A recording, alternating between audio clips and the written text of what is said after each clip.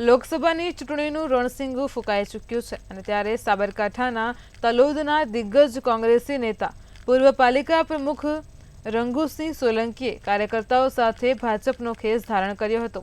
ત્યારે ભાજપમાં જોડાતા અભિવાદન કાર્યક્રમ યોજાયો હતો। તલોદ પ્રાંતિજના ધારાસભ્ય ગજેન્દ્રસિંહ પરમારના નેતૃત્વમાં ખેસ પહેરાવી ભાજપ દ્વારા તેમને આવકાર્યા હતા।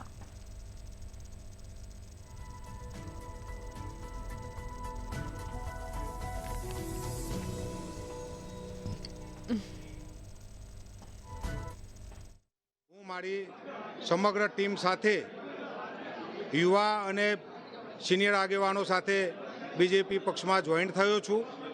મોદી સાહેબની ગેરંટી, મોદી સાહેબના કામો, મોદી સાહેબે જે વિકાસને વેગ આપ્યો છે, આ બધી બાબતોથી પ્રેરિત થઈને હું બીજેપી પક્ષમાં જોડાયો છું।